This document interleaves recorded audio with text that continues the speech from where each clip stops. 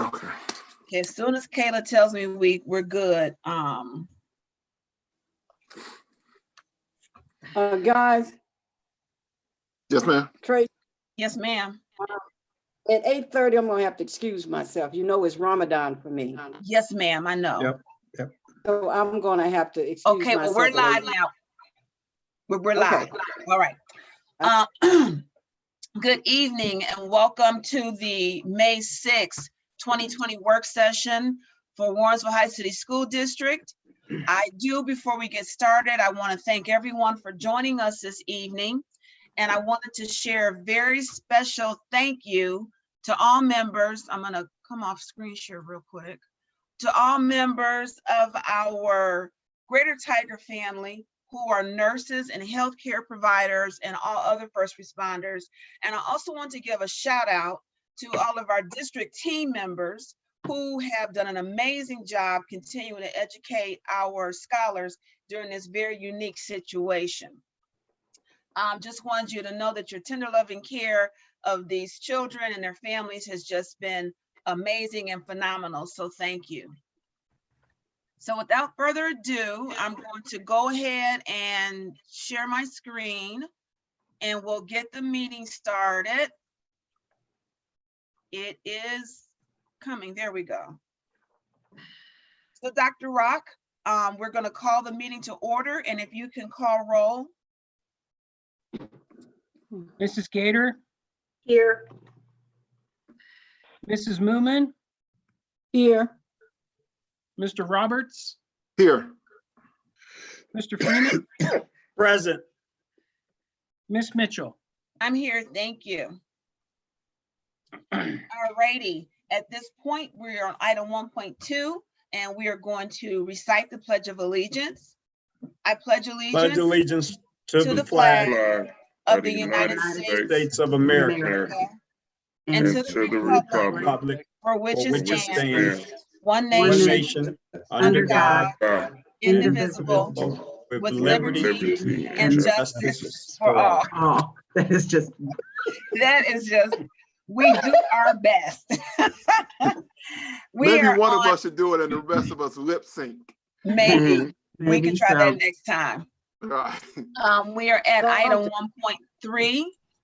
If it will flip over. I'm sorry. I don't know why it's not moving. There we go.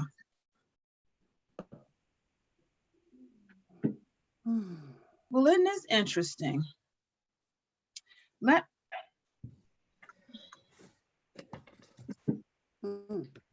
There we go. I'm not sure. I'm gonna come out and come back in, folks. Just give me 1 second. I don't know why the board docs isn't. Oh wait, I have to do that anyway. It's not letting me move.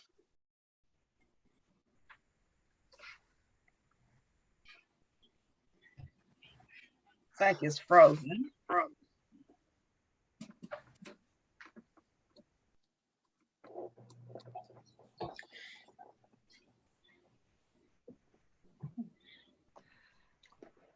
All righty, we're on item 1.3. We need a motion on the floor to please approve tonight's agenda.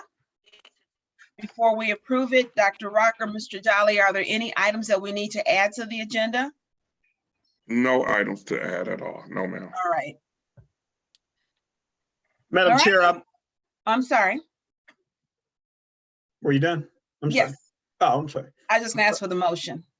Oh, Madam Chair, I move to approve the agenda for tonight, May 6, 2020 work session board meeting. I second. Thank you. It's been moved and properly seconded. Dr. Rock, can you please call the roll? Mrs. Gator, Yes. Mrs. Moomin, Yes. Mr. Roberts, Yes. Mr. Freeman, Yes. Miss Mitchell. Yes, all 5 board members are accounted for. Thank you very much.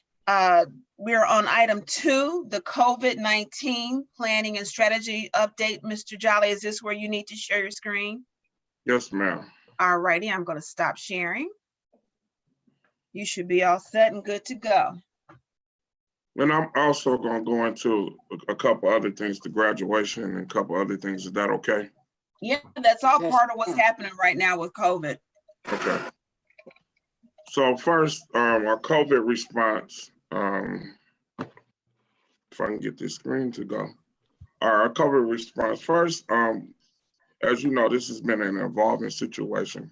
On May 12th, we actually ended school and started to work toward going to a new way of learning. So we went one day from learning traditionally to the next day learning remotely.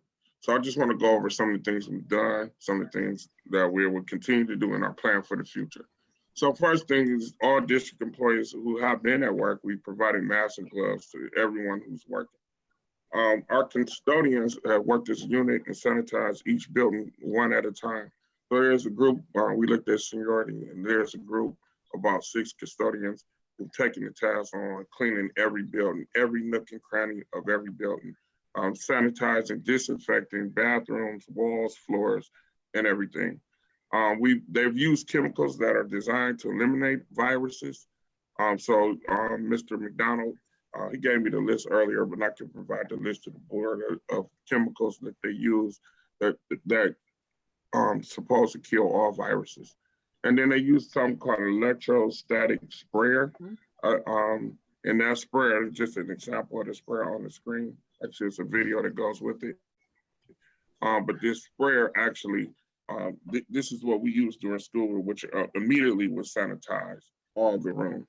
So at this point, we've sanitized all the rooms in the district, all the classrooms in the district. Our teachers have been coming up to the school to get their belongings, but everything's been sanitized in preparation for the summer, where another deep cleaning will occur. Now, our next steps is that we've started a district-wide,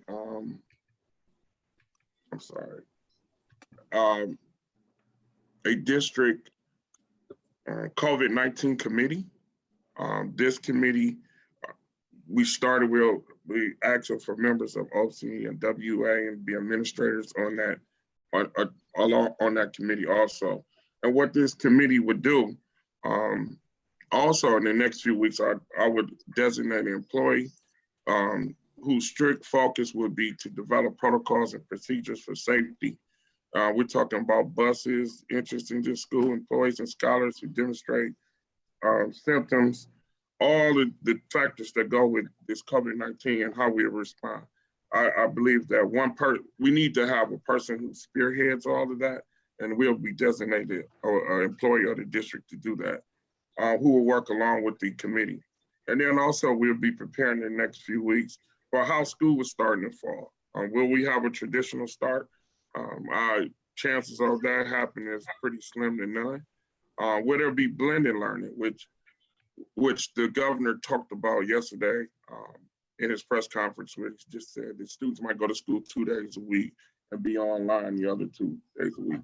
Or will we go back to where we are now with distance learning, straight distance learning, where everyone's on the computer and our teachers are not present with our students at all? So we're preparing for all 3 different options that might exist. With all 3 options, there's other consequences that we probably will be able to talk about at the next meeting in more detail. But this is the preparation as we move forward. So our first phase 1 was to clean the building to make sure everything is sanitized. In conjunction with that, maintaining our feeding of the students, so our mobile meals program, which began on March 25th, and is continued to today. And then our food bank, which we restarted on April 6th, and we had our 3rd one today. So all 3, our feedings are good, and then our process of making sure our buildings are clear is our next step.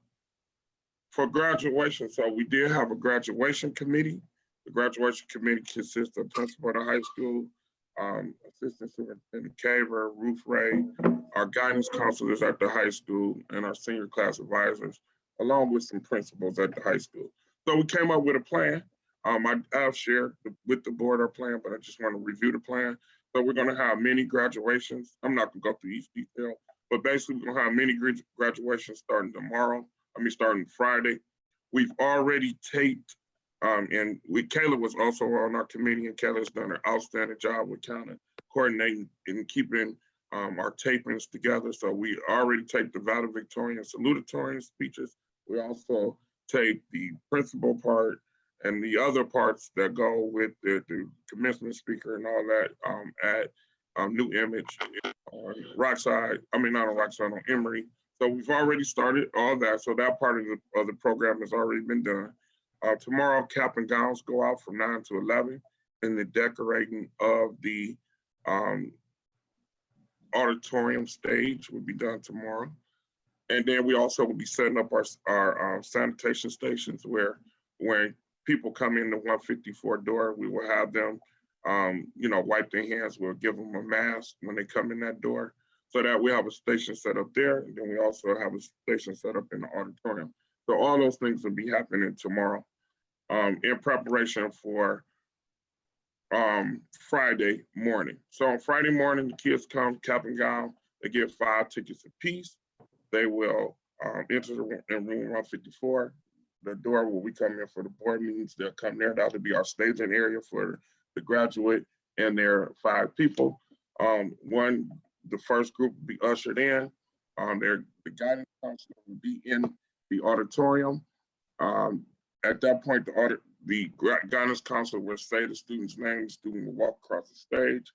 Well, we will, in the process, I believe the graduation covers will be on the table. The student will pick up their cover, walk across the stage, and then the photographer will be there to take pictures. Once the pictures are done, they're ushered out the auditorium door. Next group, then the custodian we'll have a custodian by 154 sanitized when that group leaves, and then we have a custodian that will sanitize when the group leaves the auditorium. In conjunction with that, we have security in the parking lot, making sure no one gets out their car at all. The person who just took their picture and family out of their car, they leave the premises. Next group come in. The graduations are scheduled 5 minutes apart, so we got a tight schedule for the graduation. I'm gonna stop right now and see if there are any questions at this point. Sounds very good so far, Mr. Charlie. All right, so it's going to be a tight time schedule. We're trying to get everybody in and out. We don't want people there long.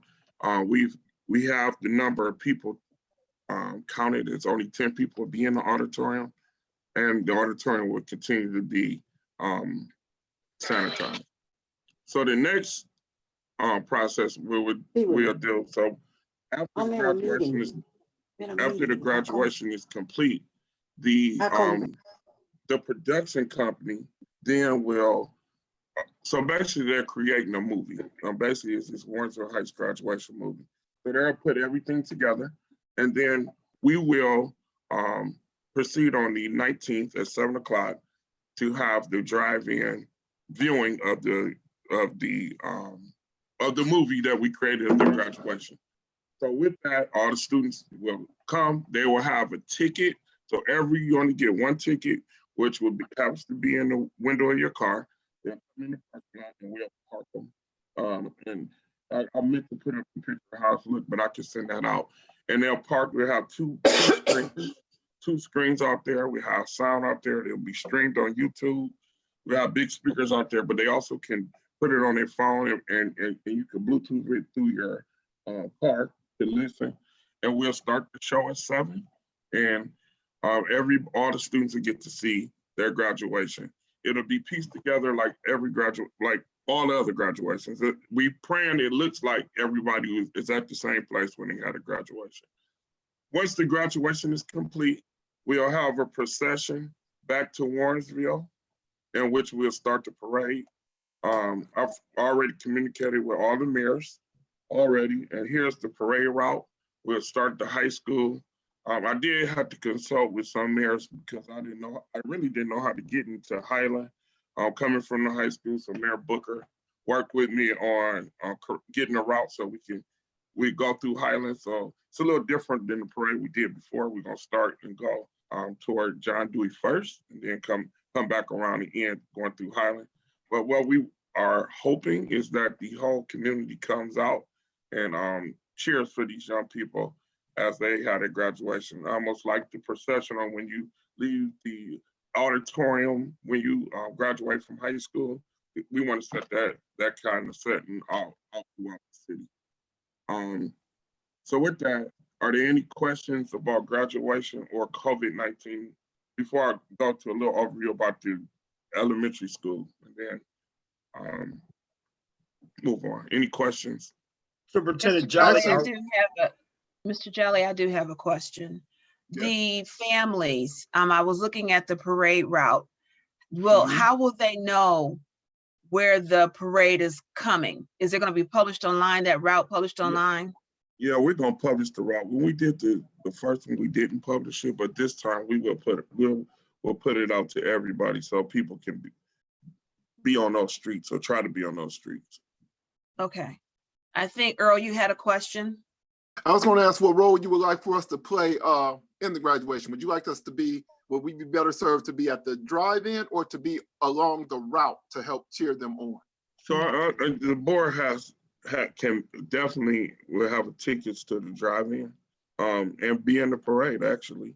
So we would love for the board to be in the parade and at the drive-in.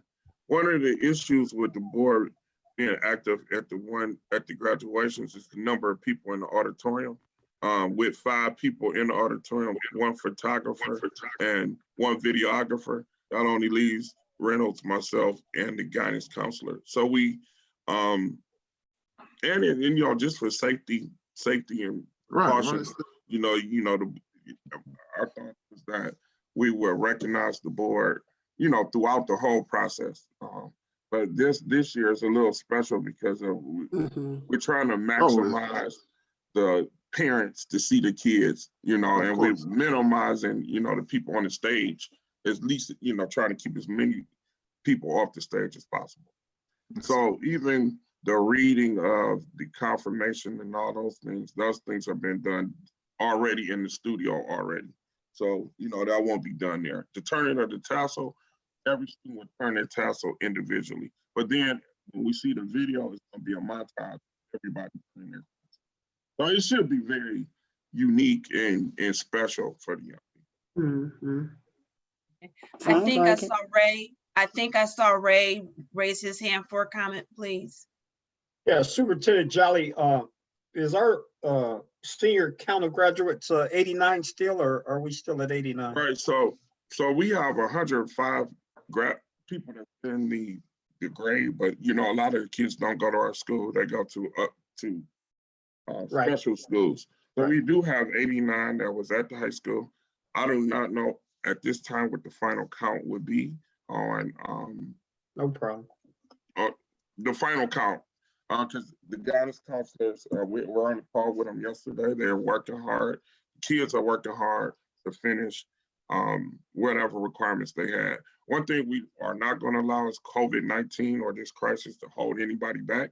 But the people who are in trouble or were in trouble before the crisis, you know, there are people, young people who didn't do what they had to do the third quarter or the second.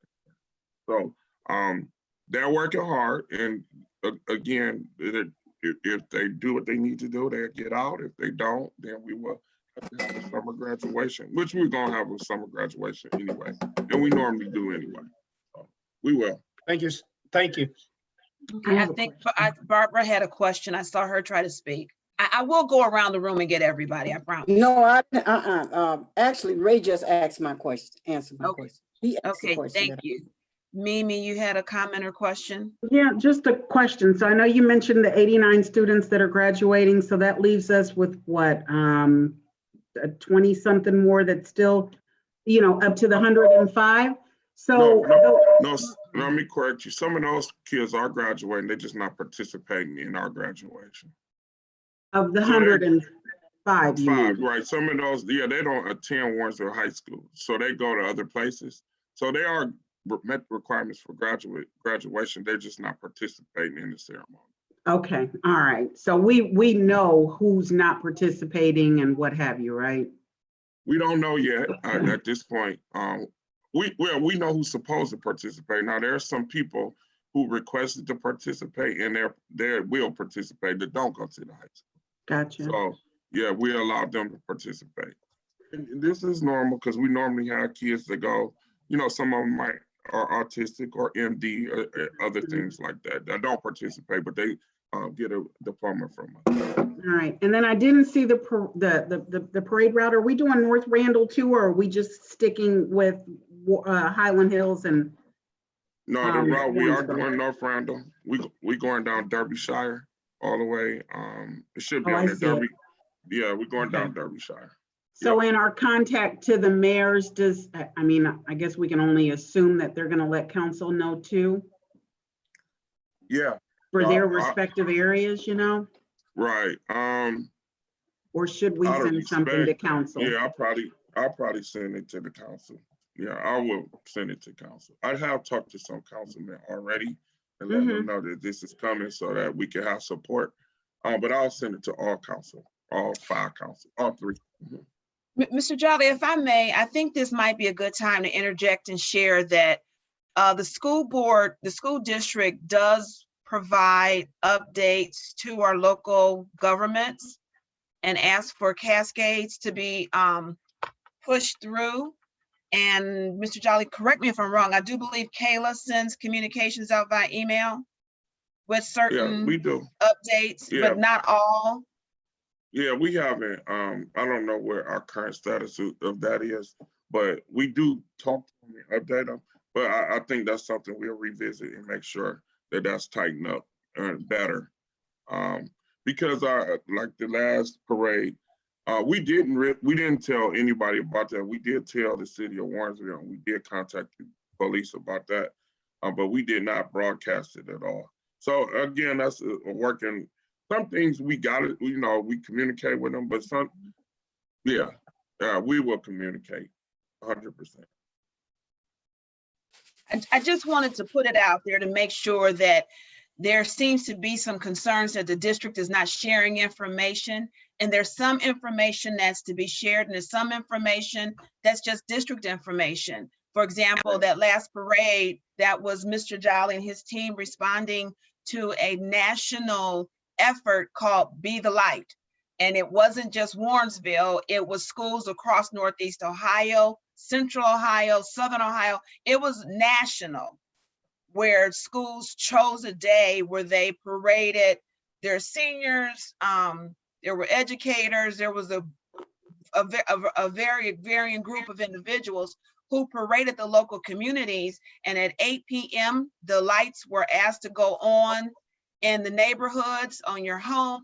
The football stadiums were lit and the lights were on from 8 p.m. to 8:20 and 20 seconds to signify being the light for the graduates of 2020. So I do know that there was some contention because that wasn't communicated, but that was just our district's response to a national campaign to celebrate the seniors who are dealing with a very unfortunate and unique situation resulting from COVID-19 and the end of their school year crashing to a halt.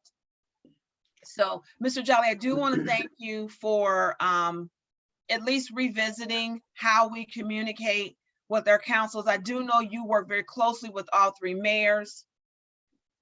So I just wanted to kind of put that out there, and I'll let you get back to your presentation. Yeah, and I'll make sure that the council get this information probably before Friday, because we really want it to be a big event for the students. We really want it to, you know, just be big for them, because you know this is unprecedented, and we want them to have the opportunity to experience the love that we all shared when we graduated.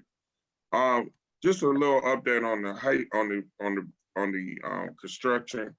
So phase 1 is on time and on budget. We did get some good news. I know Sean is on the phone, that they anticipate being finished on October 31st and able to hand the building over on November 1st. So with that does give us some flexible options that I'll discuss later. But Sean, I just wanted to recognize Sean and the work they're doing If you go by there today, you will see the gym windows are up. You'll see concrete starting to be poured, and I'll show some pictures of that. But I just want to commend Sean in the work that they're doing over there. You can really see they're picking up the pace, and the building is flying. Sean, you like to say anything, or? No, I just, we're honored to work for the community and for Warrensville Heights City School District. And we will meet your expectations, and we're looking to finish early as Don indicated, and things are going very well on the PK through 5. And we hope to continue that as we go into the middle school, high school. But thank you. Yep. So next up is, thank you, Sean. And as you know, we're starting in the design phase. I did show you the design of the middle high school. They're still refining the design.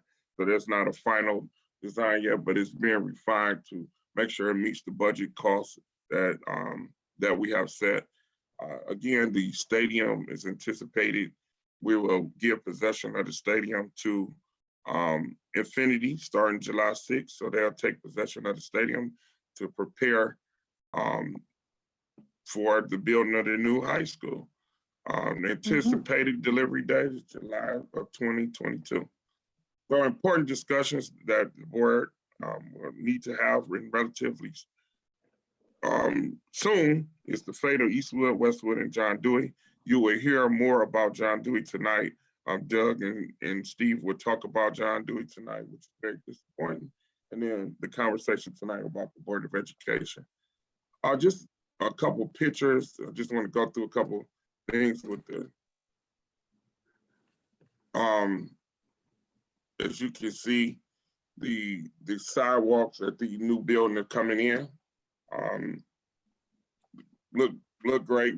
It's going good. Here's an elevation from the back. And as you can see, they got the path walking in there. Where you see it on that driveway is walking into, not a driveway, but that walkway on the right is walking into where the pre-K is designated, or kindergarten is designated to be. So right, you walk in that door, that would be right there. Here is outside of the cafeteria. So this is behind the cafeteria where the kitchen is, that blue wall. And then this is the bathroom that's across the street, right, not across the street, but across the hall from the cafeteria. And then these other ones, that is the cafeteria that you see on the left side where the stage is. That's how the cafeteria, that was last week. And you can see it's blue, the beautiful blue in there. To the right is a picture of one of our extended learning areas, and all of our extended learning areas have a stage. So this is just a picture of how the stage will look. Jolly, I'm sorry, what does WHES stand for? Warrensville Heights Elementary School. Gotcha. Okay, thank you. Warrensville Heights Elementary School. Got to get used to the new acronyms. Okay. And then here's a picture of the courtyard that sits in the middle of the school, where you see the wood. I mean the brown parts. That would be like AstroTurf. So we won't have to cut it. It'll be soft AstroTurf for the students in the inside. So it'll be a great learning area, some tables out there and different things for students to learn. Very nice. And then this area, this is some areas that they're still working on. The one that's just being framed up, that's the 4th and 5th grade area. Every classroom has a big window. You see how big those windows are. So everyone has great sunlight. And then the other one is I think that's from the 3rd grade area. And that's just the start of the stage area that you see. So that's a little update of where we are with our facilities. We got a lot going on at this time, a whole lot going on. But Steve and Doug are working and are working very hard to make sure that we are staying on top of everything. You know, I'm in there, all these meetings with them. We are holding people accountable. We are asking the hard questions. We're making sure that we get what we promised the taxpayers, that they get a quality building, and they get all the things that we told them they were going to get. So that is part of the challenge every day, is just holding everybody accountable to the work, making sure that we deliver on the promises. So at this time, I conclude my report and open to any other questions that you might have. Yes, ma'am. Thank you. I'll go through and call the board. I'll start with Ms. Barbara. Are there any questions? No, not at this time. Okay, Mimi? No. Only thing I wanted to ask is, prior to COVID-19, remember we were going to have discussions about, we were going to have community meetings to discuss what to do with Eastwood, Westwood, John Dewey. Have we given any thought? I know we can't go into the community, but maybe even doing something on Zoom or what have you to still get feedback from people. Yeah, so I think we do need to, so once you go through this John Dewey presentation with you guys, I think we need them to go into Westwood too, to give us an analysis of Westwood too, because there's some very serious considerations that we might not be able to do anything with those buildings but tear them down because of the cost to keep them, maintain them. We are depending on what the findings are. There might not be a lot of options with the buildings. So I agree. I think once Sean and Doug, once they get into Westwood and doing an analysis of Westwood, then we'll have a real stable footing to be able to go out and really get feedback, because we'll know what our limitations are and what we can do and what we can't do. So yes, Ms. Gator, I think that is something that once we get this last bit of information, then we can start to, we could definitely do some Zoom meetings to start to have conversations with the community about what's going to happen to those buildings and get feedback. All right, and then I'll just say that the work that's been done so far at the elementary school looks phenomenal. You guys have done a great job. Looks really good. Earl, did you have any questions? No questions at all, just a comment, and it looks really nice inside there. It's coming along extremely well. Yeah, it is. Thank you. Ray? Yes, Madam Chair, I want to thank Steve, and I want to thank Doug for going on this ride with us, and I want to thank Sean. Sean is on top of it week to week. That pre-K school is something different that actually happened to that school. So they're doing a phenomenal job. I mean, once you get in it, it's phenomenal. It's a great school. I just want to thank those guys for going on this ride with us. But it is a beautiful school. Thank you. Thank you. Take us back to the agenda. Mr. Jolly, again, thank you for that very in-depth update on COVID-19, the plans and strategy from graduation through the beginning thinking of the 2020-2021 school year. At this time, we are going to go into the elementary school construction update for John Dewey. Do we need to share screens for any information for that? Actually, I do have Doug's thing. I think I sent it to the board earlier today. I do have it. If you have it up, if you can go ahead and share your screen. Yeah, I'll share it. I didn't pull it up. It's not up, I got it. waiting in queue. I just printed it. All right, I'm about to bring it up now. Okay, thank you. Yeah, just to give a preface to what Doug is going to talk about. As we discussed at a previous meeting, we discussed using John Dewey for pre-K. So our team went in to look at John Dewey. You know what? I don't know if, okay, here it is. You got it? Yeah, we went into John Dewey to look and see if John Dewey was available and what work we needed to put in John Dewey. So we designated $400,000 to upgrade John Dewey. So before, and we actually had the contracts on this agenda, but there was a thorough review of John Dewey that was done. And this is the findings of that review.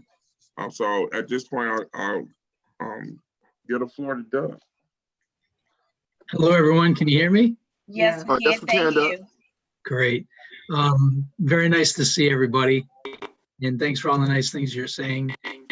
We were hoping to come to you tonight to ask you to approve a design build agreement with Infinity.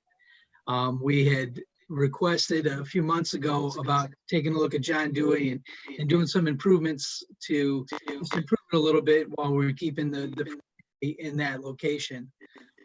Infinity actually went out last Friday, and they did some preliminary investigations, and they found some conditions, and they're a little bit concerning. So they've actually put together some cost estimates, and we wanted to share those because we don't think it's appropriate right now to go ahead. We were hoping that we had about $400,000 to do some improvements. But what Sean and his subcontractors found when they went out to John Dewey was that we have some water issues. I kind of detailed it out in the summary, but basically the work that we were hoping to do, we wouldn't be able to do that work without repairing some of the water issues. So over the years, we have some concerns that there is parapet issues, which is causing water to come into the wall. And once it gets in the wall, unfortunately, we don't see a weeping system that allows the water to leave the wall. So what this causes is it causes corrosion of the metal inside the walls. Through freeze-thaw cycles, it causes cracks in the masonry. So a lot of the things that we're seeing on the exterior of the building, this is actually what's causing that. So we were hoping to go through and actually do some upgrades to the main entrance. If you recall, we were looking at replacing some windows, and we were looking at going through and doing some minor roof repairs. But in Sean's field investigation, he actually found that another major issue was that the roof had been previously treated. So obviously there were leaks over the years, and at some point the district went and they hired someone to go ahead and apply a foam treatment onto the roof to basically stop those leaks. And that worked for 30 years. Unfortunately, that's kind of one of the last things that you can do for the roof. It's not something that is easily repairable. The concerns are that as we got into the project, we would find that that would eventually fail. It would trap moisture into the roof and into the structural system, causing more delamination. So we would actually need to peel all of that off and then replace the roof. So unfortunately, what we found, and Sean went ahead and he had his team put together just some order of magnitudes. I've listed out some of the detailed scope that we would have to do for each of the areas of work. But you can imagine the first thing we'd have to do is we would have to expose the condition that's causing the leak. We'd have to repair the leak, and then we would be able to go through and replace the windows and do some of the other upgrades that we wanted to do. So the order of magnitude that Sean and his team were putting together is like really between $2 to $3 million. And that is, it's kind of a ballpark figure, because what you would really need to do is do some deconstructive investigation to really see how bad the condition is or what the repair would need to be. So it's not good news for John Dewey. I think that it is kind of good news that we found this before we actually took another step in actually looking at the project and doing the work. So that's what we really wanted to share with you tonight. I'd be happy to answer any questions that we have. Thank you. I'll go through the board. I'll start, excuse me, I'll start at the top because I can see Mimi. Mimi, did you have any questions about what was presented? You're on mute. I know, I'm sorry. Not really. No, I really don't have any questions. Just to kind of recap it, basically what I'm hearing is it's not feasible for us to do anything to John Dewey other than to tear it down. So no, I'm good. Yeah, I'm pretty much, that's where it's basically at the end of life. We're gonna have to put a new roof on there in relatively soon.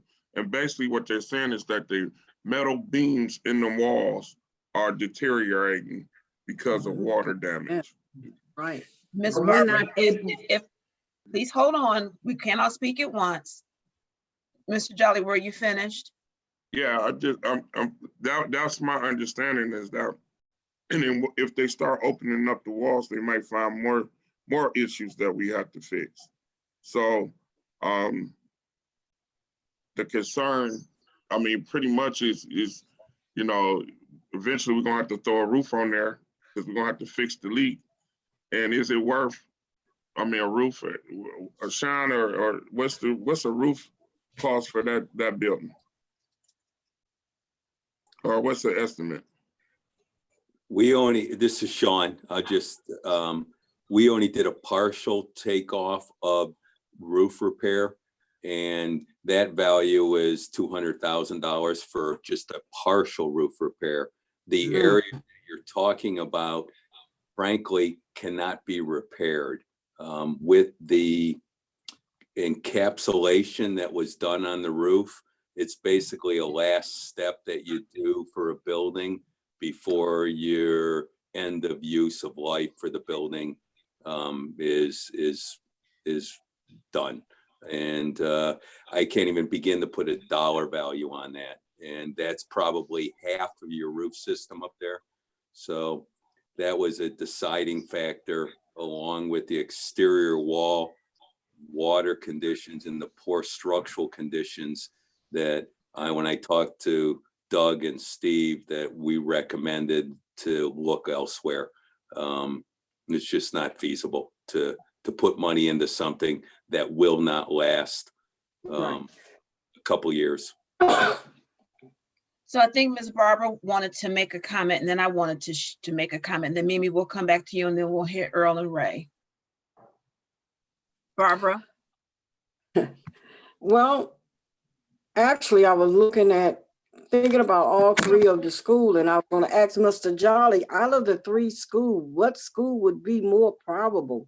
What would be more likely that we could move pre-K into one of the other schools? So, I mean, Eastwood, I know we have a problem with Eastwood with the foundation that we have to hold up. So we're gonna have John and Doug look at Westwood. They're gonna look at Westwood. So we will hopefully within the next couple of weeks have a report for Westwood. We'll be able to, similar to what we just did for John Dewey. John Dewey. Okay. All right. Now the state, I just want to remind everybody, the state said all the buildings should go. Initially they said 5 years ago, all of them should go. So what we're doing now is trying to find which one we could hold on to for a few more years. I mean, basically that's what we're doing. We're trying to figure out which one we can hold on to. John Dewey is the ideal place because they had the new addition in the back. Because they had a new addition in the back, that's why we made that recommendation. But what has occurred, and this is something as a team, we have to ensure that whoever is in control or responsible for our buildings are maintaining them at the highest level. What the issue is, from what I observe, and Mr. Dr. Rock can attest to this, is that over a period of time, you have people putting Band-Aids on things, and the Band-Aids never was fixed. So now we're at a point where, it's, I don't want to use cancer, but it's uncontrollable. The things are so out of control because no one was attentive to the situations. And that's all across, because I remember when I first got here, we went to the high school and there was places on like, I want to say part of the HVAC system that wasn't used for 8-9 years because somebody had unhooked it and didn't, didn't properly maintain it.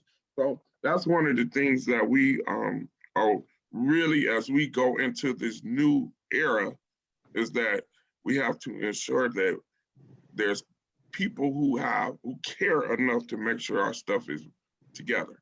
because what Right. we are, with the benefits, well, like Shaker buildings the same age as ours, but they took care of their buildings. And in our case, in a lot of our cases, it might not be what you see, but it's what we just discovered that you don't see because Mhm. there was a Band-Aid put over something that should have just been addressed. Right. Thank you.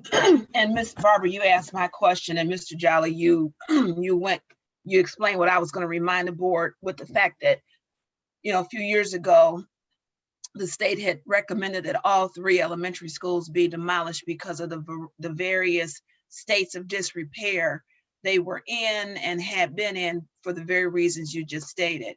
Mimi, if you don't mind, Earl, I want to make sure Earl and Ray had an opportunity to ask questions, make comments before I come back to you.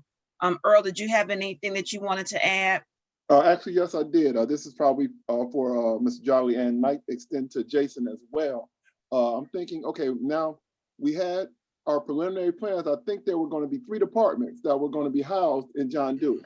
So does this possibly alter the negotiations of the lease with the city? Will we possibly need more space in, in their facility if we cannot salvage any of our own elementary schools? No, so all of those people were already incorporated into the board plan.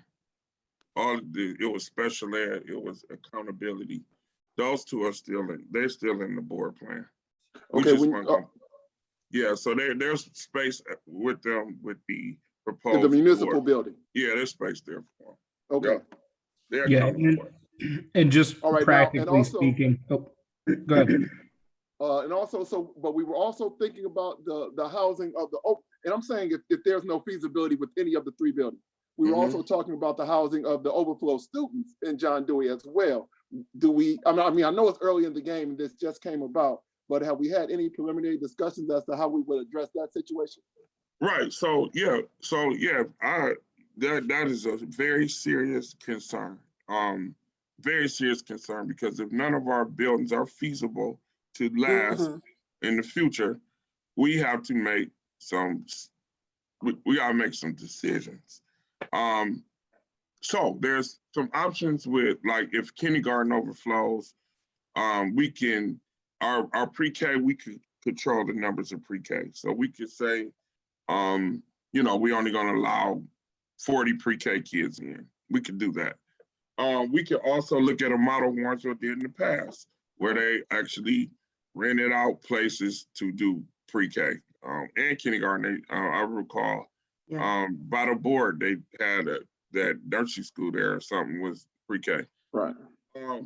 I'll be honest, we have to look at the future about possibly building an addition to the new school. That is something that we're gonna have to start discussing and considering and trying to figure out how to do. Because if our enrollment continues to increase, we're gonna need an addition. Here's the dilemma that we're in. When they first did this study, we only had about 1,500 students. They did not anticipate us bringing back students. They sure enough didn't anticipate our grade improving from an F to a C. So in reality, we almost are building short. It seems like we're already too big for the space that we're constructing, that we haven't even finished constructing yet. We haven't finished construction. We're building short. So the hope was that we could buy some time with one of our old buildings, and try to come up with a plan. So that's another summer plan committee on what's next.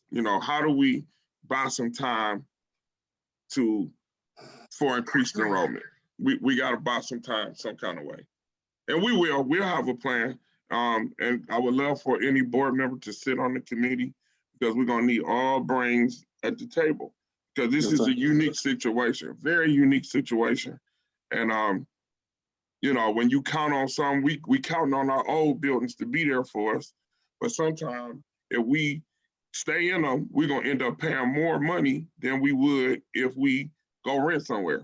And that's where we are, because we start putting roofs on, we have $500,000 at any of the schools. We start getting the structural damage.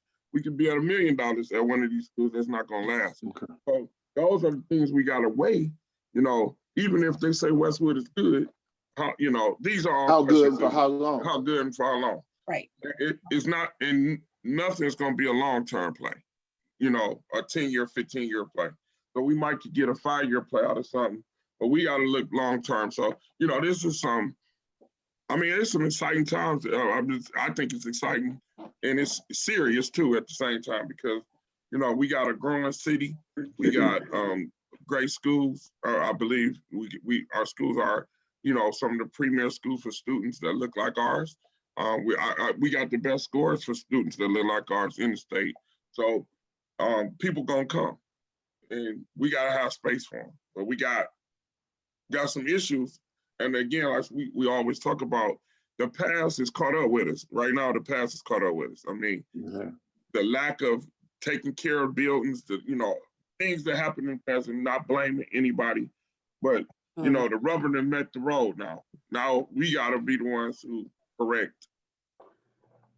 We gotta make sure that the future people don't have to correct our mistakes. I think that's the best way to put it. Thank you, Mr. Jolly.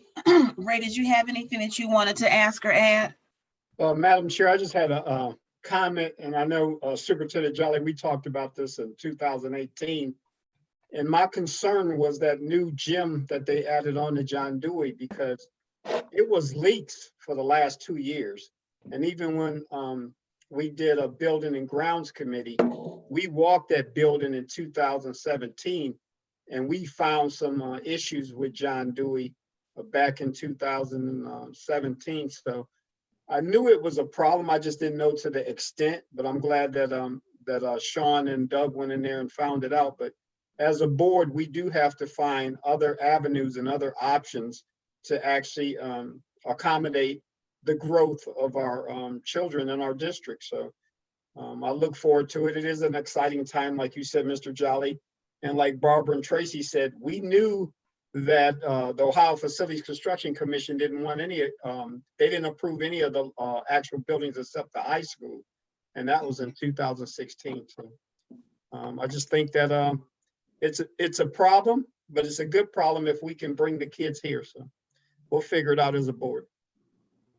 Thank you. Mimi, I think you wanted to say something. No. No, Mr. Jolly touched on it when he was talking about possibly adding on to the new building. I was gonna ask if that was something we could do, so I'm good. Okay. Yeah, so Steve, we talked about that today as a possibility. We just start, you know, I start talking to them. So Steve, you want to add a little something? Yeah, first of all, I do want to commend the district for the success that you have. You're the only district in Northeast Ohio, that's beyond even Cuyahoga County, that has an increase in enrollment. If you look at the districts around you, even Orange, Shaker, Beechwood, Cleveland Heights, they're still losing students. You're the only district I know of in Northeast Ohio that has increased.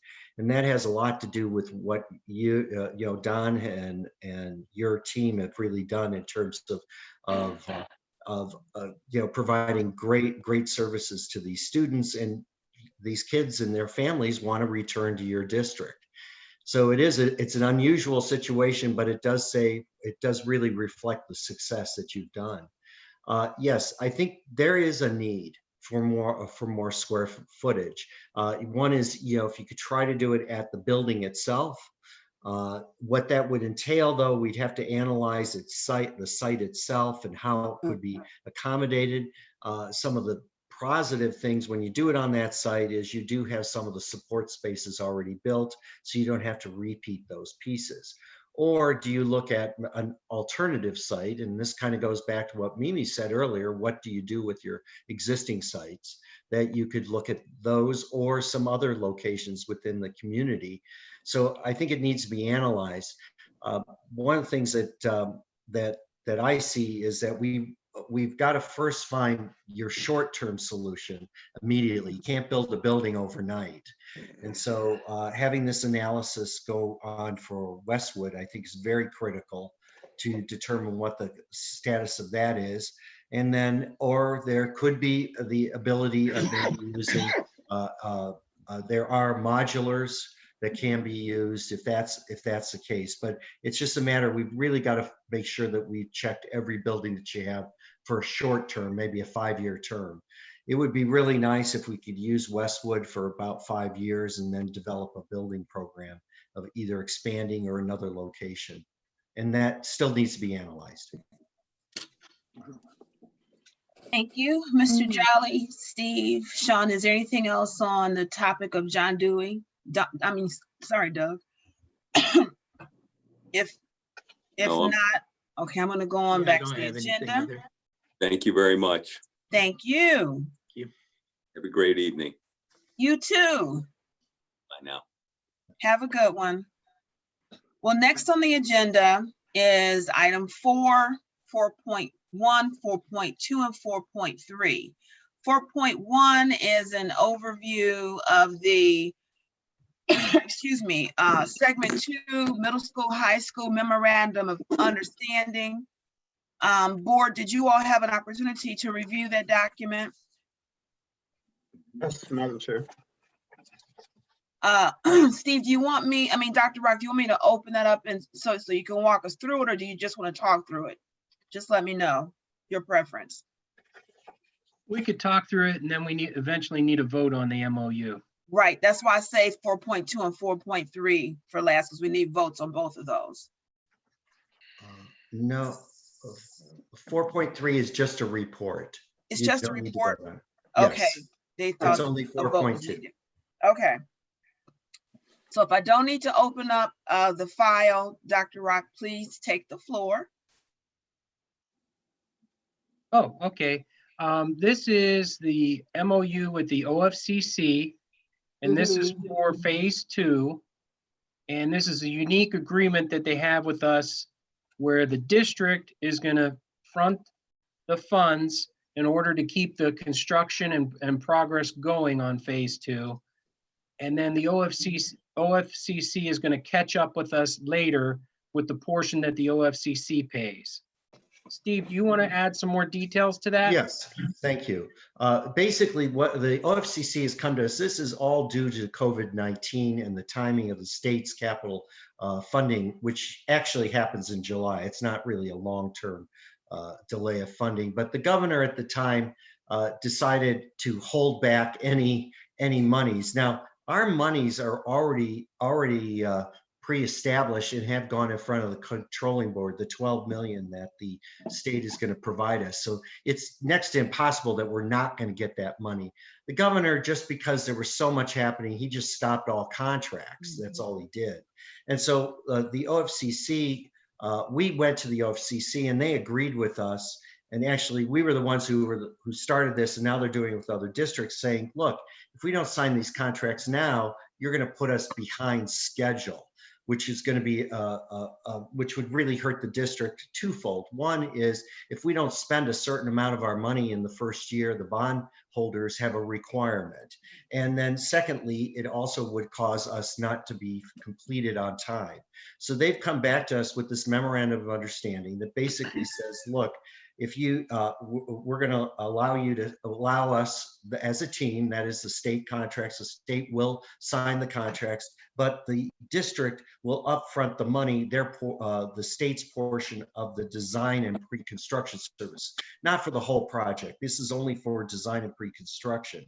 And we have in here in our proposal, in the piece, what those dollar values are.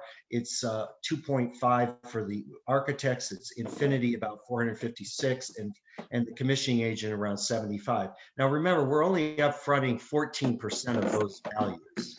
We're not upfronting, so it's a very small amount that we're upfronting. And the memorandum of understanding does identify that the state will catch up and then will reimburse us back for those dollars. We think it's important that we do sign the memorandum of understanding because it keeps the project on schedule, and it also then allows us not to get dinged with, Mike can explain that, in terms of not spending the money as the bondholders expected us to spend the money. Exactly. There's some tax requirements that we have to spend minimum amounts once we get the bonds. And just so you have the financial picture on this, the district has $60 million. And what we're going to do is spend $3 million of it up front. And then eventually the state will come in with their 12 million. So this is just a timing difference. Quick. Board, Question. I want to take the floor to see if there's questions. Earl, looks like you had one. Steve, Dr. Rock, I mean, as you think, as you say, like it's mostly just a timing issue, but what would be the chances, the odds of, hey, we expend this money and then something happened and we not being reimbursed for it, in your professional opinion? Well, that's the first thing I thought of. And I have to tell you, Me too. because what if they come back to us again and again? It would put a burden on us as a district, but here's the fortunate piece. If that were to occur, we can build the new middle school, high school. We have enough funds in our own bucket to build all of them. So let's say they keep pushing it off. Well, that's not going to be till quite 3 years from now before we finish it, before we have to start. Where we would get hurt is if they never fund us, that would leave a hole for our stadium and all those other pieces. Okay. But my feeling is by that point in time, I think the state would be, we should be over COVID-19. So if the worst case, if they kept coming back to us saying, would you upfront the money, we can make it all the way through the middle school, high school. Okay. Thank you. Ray, comments, thoughts?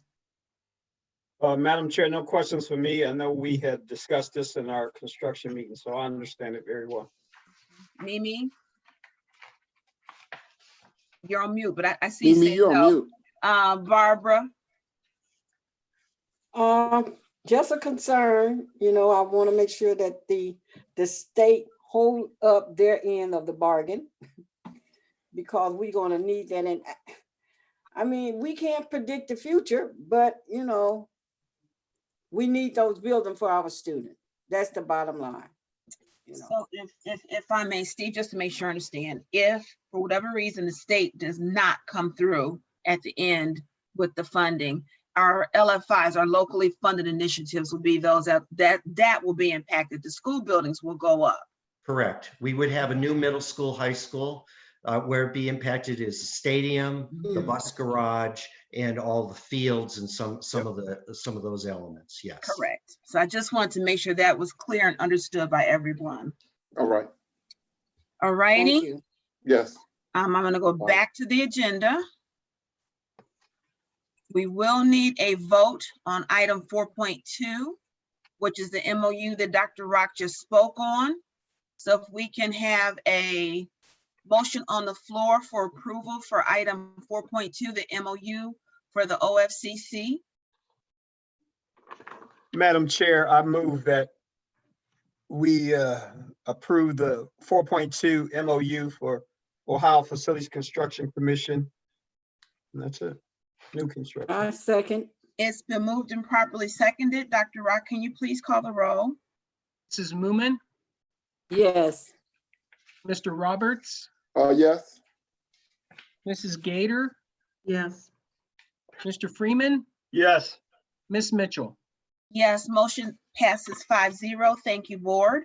And thank you so much to Dr. Rock and Steve for a good explanation. You're welcome. Item 4.2 is the AKA construction March year-to-date diversity spend and workforce report. I believe if I recall, I have this printed. This is a short document. Steve, do you prefer that I open it to run through it, or we did send it to the board last week? Yeah, it's not critical to be on, Tian.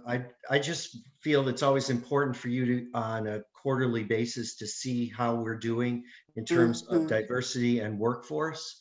And this report, I'm pleased to announce that we are exceeding all of our goals when it comes to minority, edge, and female businesses. We had a goal of edge of 5%. Those are our businesses that are small and don't have an ability to really participate. We're to year to date now 14%. which is great. Minority businesses, we had a goal of 10%. We are now at 28%.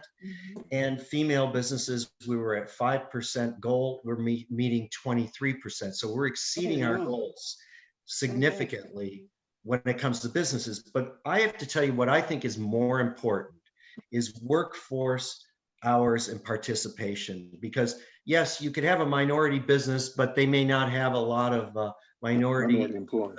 workers. And here's where we're really doing well. And a minority, in terms of workforce hours, minority, we had a goal of 20%. We're now at 21, and I think we're going to keep going up higher. So that's actual people who are working on the site and receiving a paycheck who are minorities. The second is female. I will say on workforce participation, we just are having difficulties meeting our goal of actual women working on site. Right now, we're at 2%. We're hoping that as you get to more of the finishes, you do get more women participating. So you can see that we're to me, the more important is, are we really helping individuals? And you can see we're making good progress on that side also. Thank you so very much.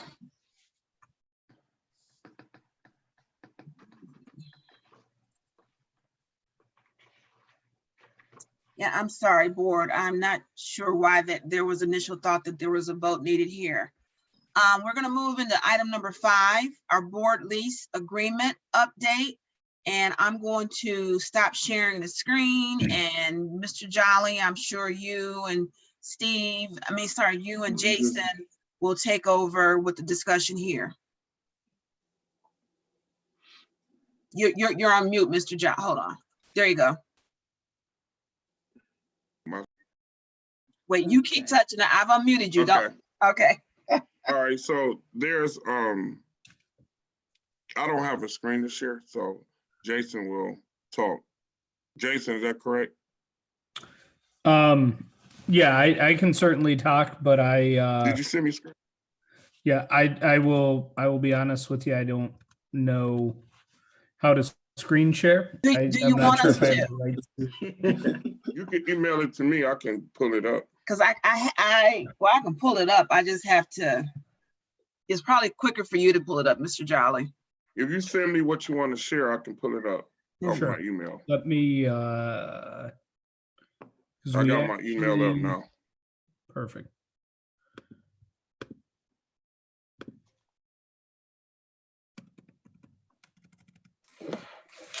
Madam Chair, Yes, ma'am. so this was not an executive session discussion? No, we're Nope. not allowed to discuss leases in executive session, only a purchase of property. All right, I remember the email that came through said that we were gonna have to go into executive session. That's why. I was Yeah, asking. that had been corrected.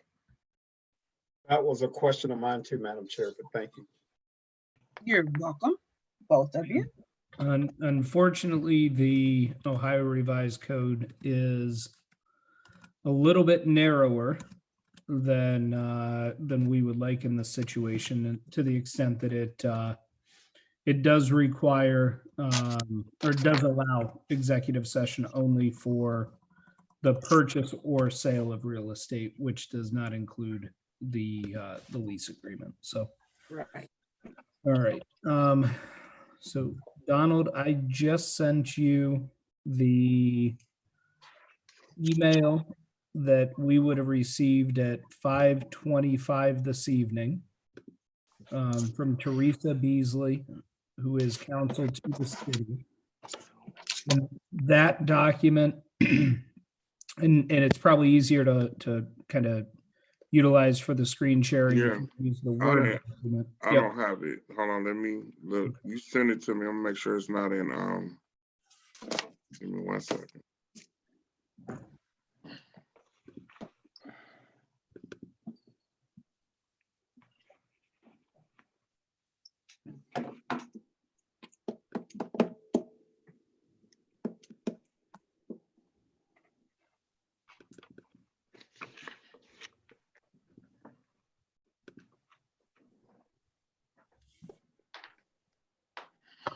Well, and while we are waiting for that to come up, let me go ahead and just kind of walk through the lease agreement in general. And then once the superintendent receives that document, we'll talk through some of the specific exhibits. So I believe Mr. Jolly has sent out to all of the board members the lease document that we would have had at least through yesterday. And what we are going to view today, as opposed to yesterday, has not changed for any portion of the lease document other than some of the exhibits. In terms of the lease document itself, the term sheet that the board would have received and approved, I believe in January is when the resolution was adopted by the board to approve the term sheet. The lease has been negotiated consistent with the terms that were contained within that term sheet. So from a high level perspective, what that means is that for the first 2 years, the rental rate is $18.50 a square foot. For years 3 through 10, that means the rental rate is $20 a square foot. The lease term is again that 10-year period of time with 3 options to renew it for 5 years each after that initial term. The kind of the structure that we're using here is a little bit different from what we see in other places, to the extent that the school district is going to lease its portion of the building. The building's about 40,000 square feet, and the city's going to lease a little bit more than 6,600 square feet within the building. And then there are what we're calling shared premises within the building, which are about 15,500 square feet that are going to include everything from your conference rooms, your council meeting rooms, any of those shared spaces you may have within a building.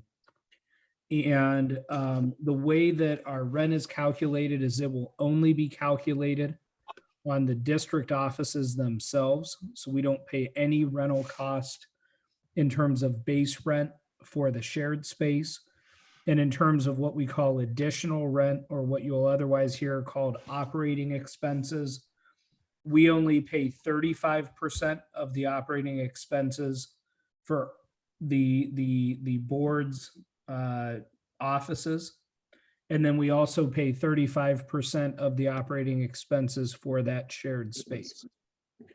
In terms of what those operating expenses look like, the number that the city has received from GEIS is $6.31 a square for those operating expenses. The city has to add on some janitorial cost onto that number. They also have to add on an insurance cost to that number. But given that we used an estimate of $8.50 a square, certainly they'll be able to pick up those 2 costs within our estimate of $8.50 and the $6.31 that GEIS has given them to cover everything else. So in terms of what we had projected the cost would be, we're certainly in line. And I would expect, quite frankly, we'll come in a little bit under what those additional operating expenses will look like for the building. The shared use of those shared areas, we've memorialized in the lease. The school district has the ability to use those spaces. There's an acknowledgement in the lease that there are some confidential issues that a school deals with under Ohio law and federal law, and that we have priority to those spaces in order to be able to deal with those issues. There will be generally a shared use schedule for those kind of regular meetings that will occur. And both the district and the city will have representatives on what we're calling a shared use committee in order to be able to generally govern the shared use of that space. And right now we have both Superintendent Jolly and our facilities supervisor that are going to be the district's 2 members on that committee. In terms of the balance of the lease, I would tell you it's generally consistent with what you're going to see in the market. Sorry about that. It also is going to be consistent with the term sheet. I again would reiterate, we did not have any real deviation from the term sheet whatsoever as we walk through the lease with the city. The last probably remaining provision of the lease I want to touch on before we get into the exhibits here, that's a little different from what you would see in the market, is from a furniture perspective, as we had set forth on the term sheet. There's a large amount of furniture that we're going to be sharing with or not sharing, but receiving from the city, that we're going to be leasing from the city. And they're leasing that furniture for $1 a year for 10 years. So essentially a $10 payment upfront. Again, that was consistent with what we negotiated previously. And so, Donald, if you are able, and you're obviously on the next to the last page of the lease there, if you are able to scroll down, let's kind of go through the exhibits, because a lot of these over the last couple days have been populated in our work with the city. And so I want to go through a few of these in particular. So Exhibit A there, that is simply the legal description for the building itself, as well as the surrounding parking area. So that exhibit's relatively straightforward. The next exhibit, which is Exhibit B, this is a layout of the building and the premises that the school district would utilize. Obviously, that is the first floor of the building, and the purple there indicates the shared area. On what Mr. Jolly is pulling up here, the purple area, and this is the second floor of the building. The purple area is the area that would be leased as the school district's offices.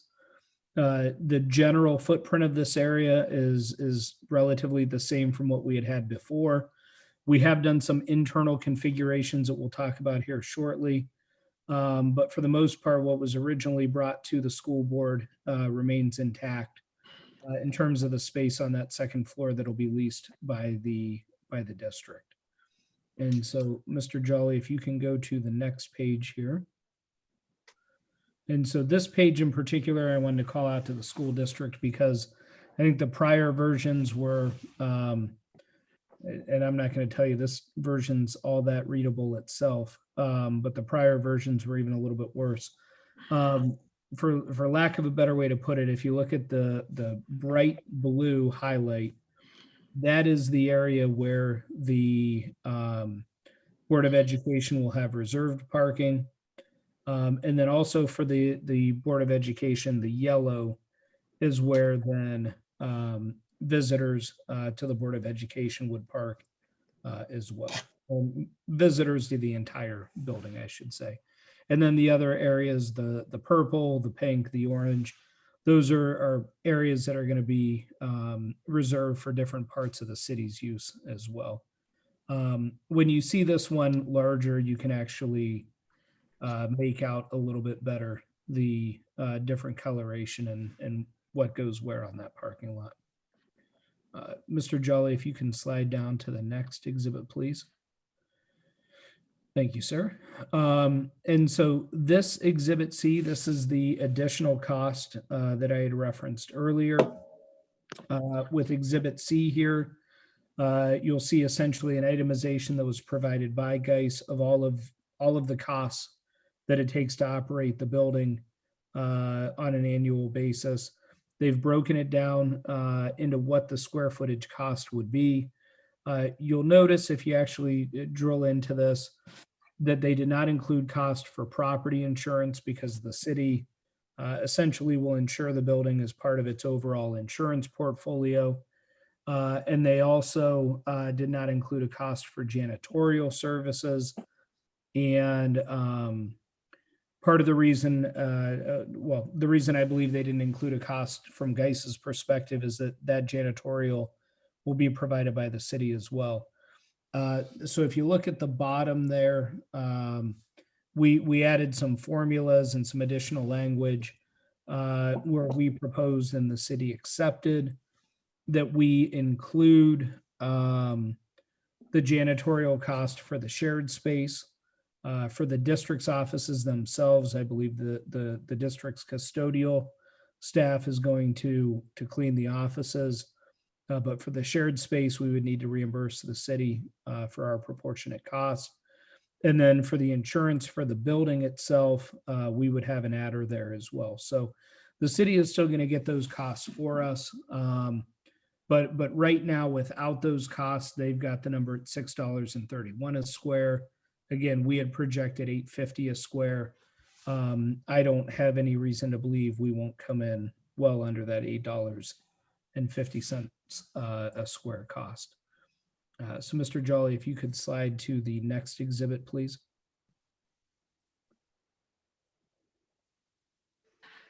Thank you. So Exhibit D is the audiovisual equipment that will be utilized primarily within the council and school board chamber room.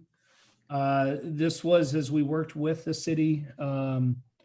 We had a substantial amount, a decent amount of back and forth in terms of what costs needed to be in the room, who was going to pay for what. You will see that in terms of the base package for the room, that's going to be split between the city and the school district. That will include your TVs, your monitors, your video cameras, things of that nature. You'll see there's a line item for upgraded costs that is only paid for by the city. And that's because they wanted some individual iPad type devices at each one of the stations. And then with the training room, you'll see that cost is also split equally between the school district and the city.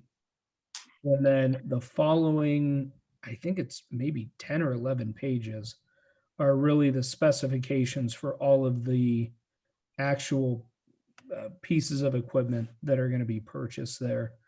I'm not going to pretend that I can explain what each one of those pieces are, but I know the superintendent has had his staff go through several times and work through and make sure that we kept essentially making sure we were buying the level of equipment that was needed to function and function well, but really to cut out any unnecessary fat that may be in that equipment. Yeah, so Donald, I think that thing's probably 10 or 11 pages long. What is that? That's all the specifications for the audio visual equipment. Again, things that I probably don't know, but luckily you all have individuals that do know that information. So this right here is Exhibit E. And Exhibit E is essentially what our set meeting schedule would be. We still need to complete our meeting type days and times. So we'll populate that in the schedule. As of right now, we don't see any conflict in any way, shape, or form with the times that the city is reserved. And then we will reserve our own time here before we finalize the lease. So Mr. Jolly, if you could go to the next one, please. Exhibit F is simply the construction plans for the project. Not really any need to click through to those. They just give the bigger detail from what you have on Exhibit B. So Exhibit G, this is probably the item we want to talk through a little bit more here. And we have an actual updated one. We have an updated version from what we see here. So the updated version of this document actually drops the cost an additional $9,000 from what you see here.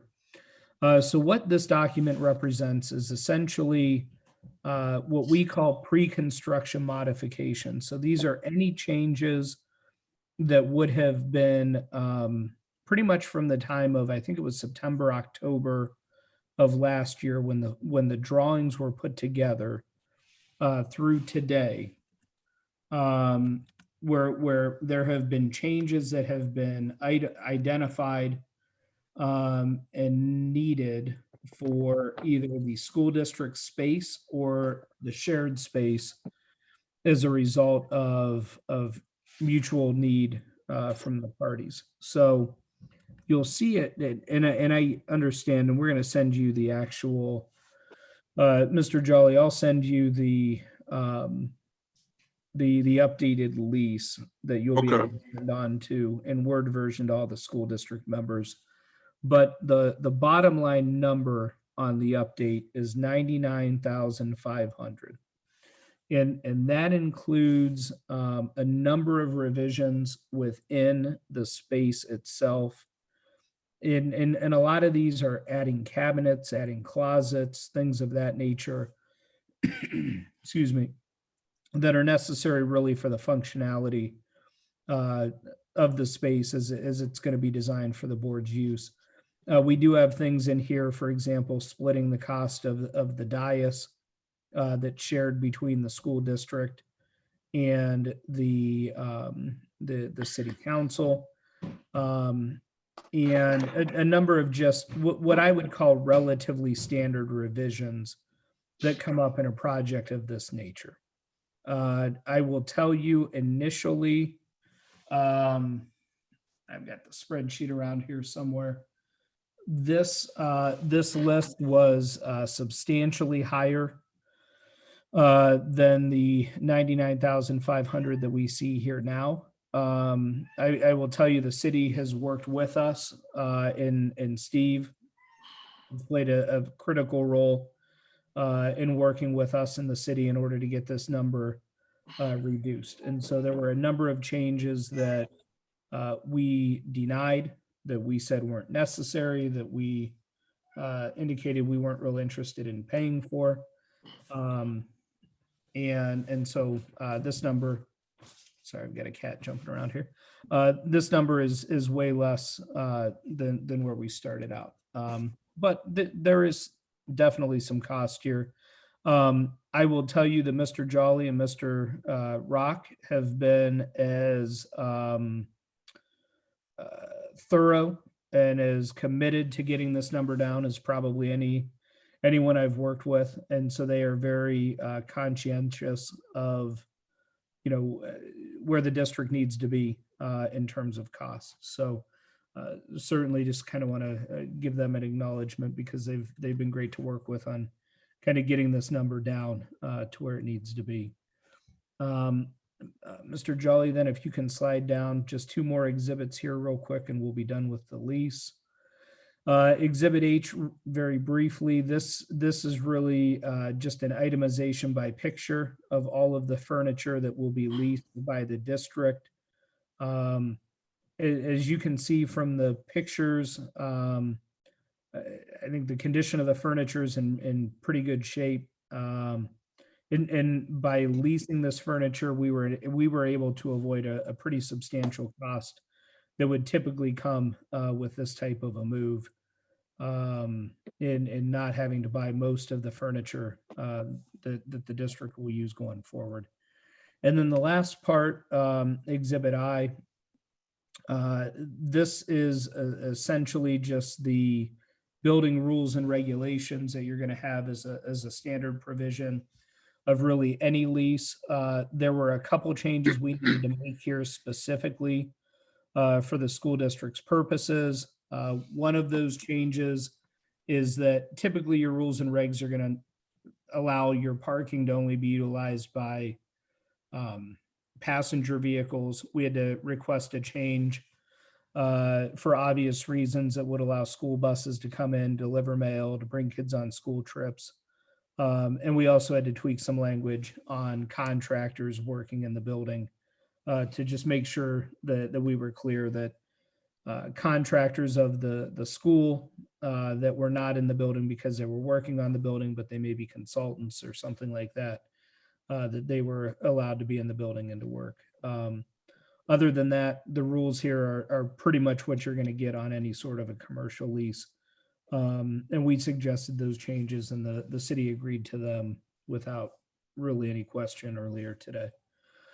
And so that is the lease agreement at this point in time. Again, I guess my final point would be that just to reiterate that I think we've negotiated the lease consistent with that term sheet that was already agreed upon. And from a legal perspective, I think we are ready to move forward if all the policy considerations line up and the board chooses to enter the lease in 2 weeks.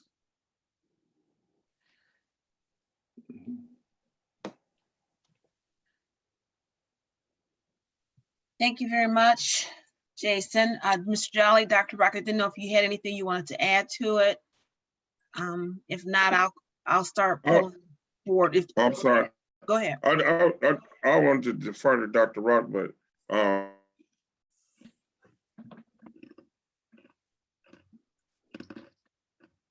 Did he freeze? in reviewing,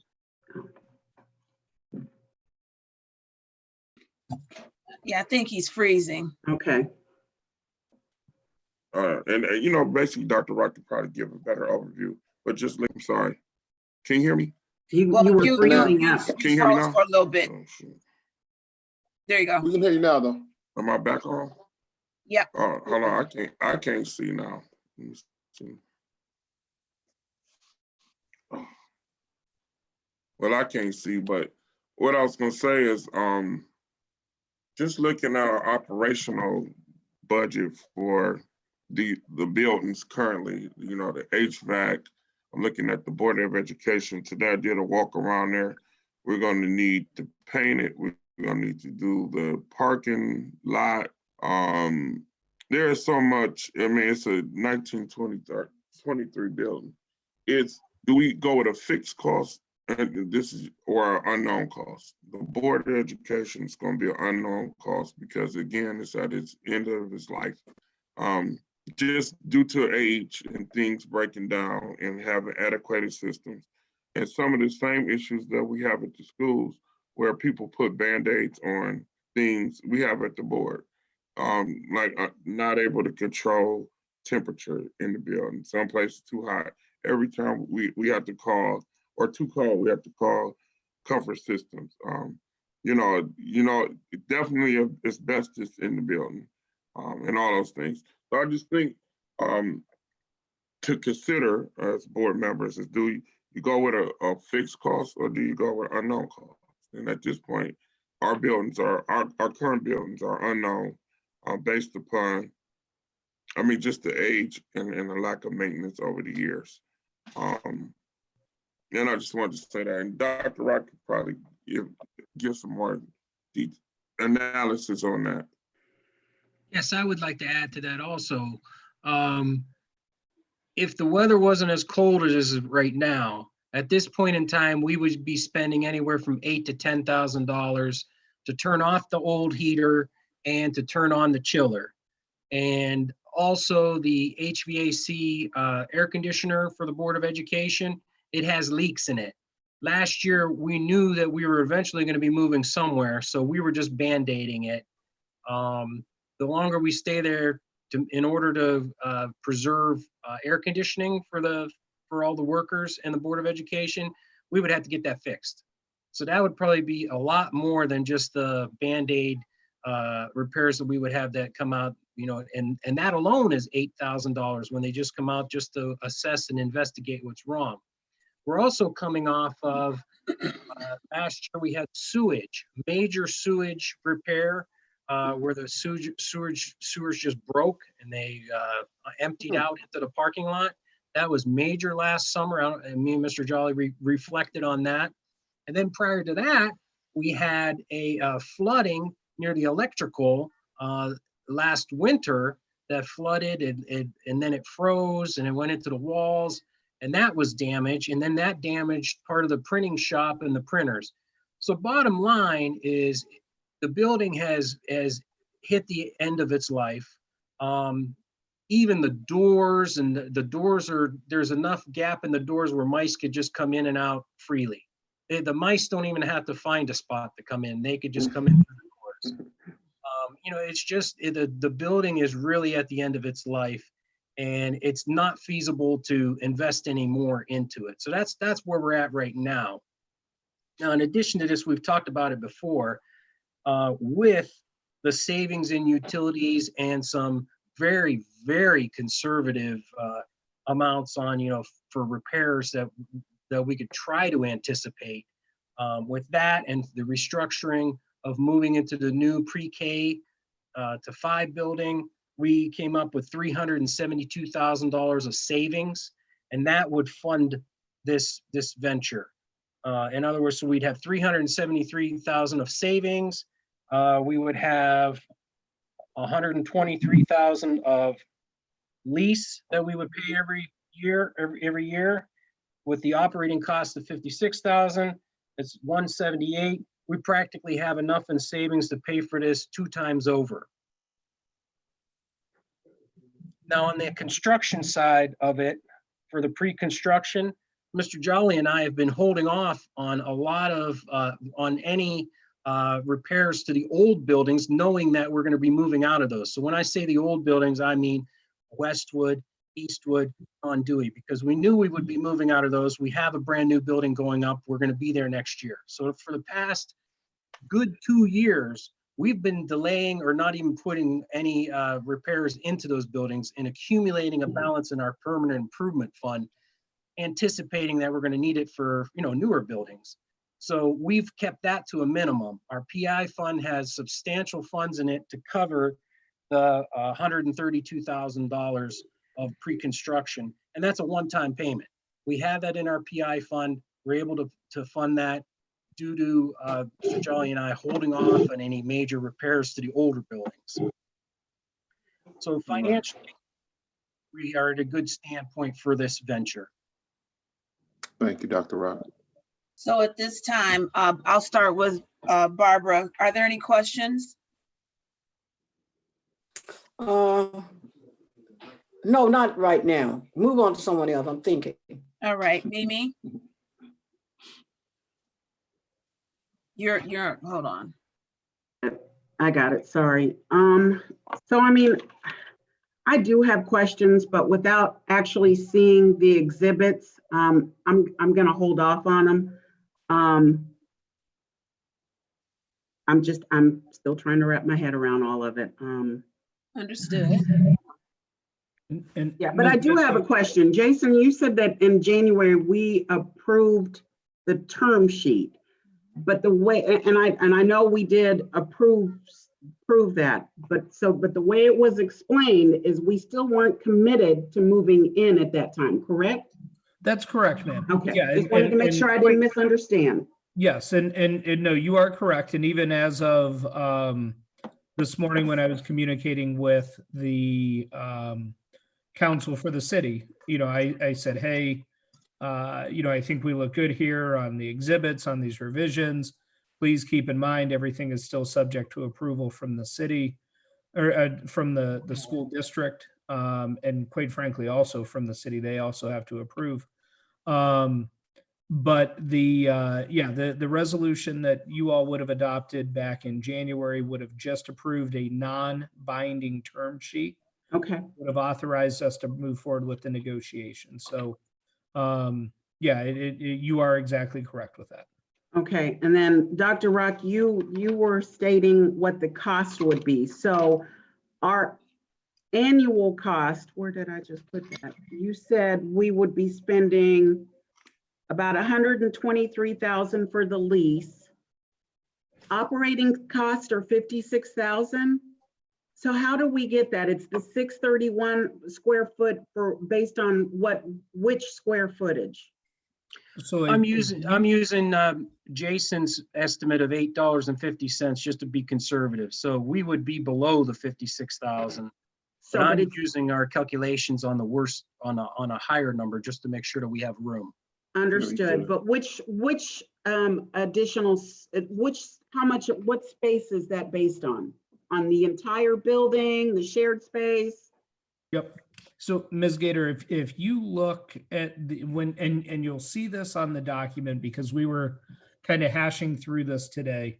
If you look at the bottom of Exhibit C, when Mr. Jolly sends the updated When I get it, list out okay. to you, you'll see that the formulas are actually on there. And the answer to your question is what we do is we will take the district premises, which is the district offices, and that's 6,600 and change square feet. We multiply that cost per square foot times 6,626, then multiply that by 35%. So that's the additional rent for the district premises or the district offices. Then the same methodology is used for the shared premises. So that's $6.31 times 15,540 square feet for the shared space times 35%. Now, and you'll see those formulas broken out on the updated Exhibit C. You will see there that we still have X dollars and X cents per square foot for both the janitorial cost and the insurance cost. The insurance would be for both components of both the district space and the shared space. The custodial is just going to apply to the shared space because the district will provide its own. Even with adding insurance and adding custodial, Dr. Rock's point, we should easily be below that $8.50 a square. And one kind of note that I'll make on that as well is that what I would tell you is that if we were in a commercial setting, ordinarily what your calculation would be your square footage for your office space times your operating expense, and you would pay 100% of that cost. And we're only Plus, paying 35%. yeah, plus you would also pay a proportionate share of your CAM cost.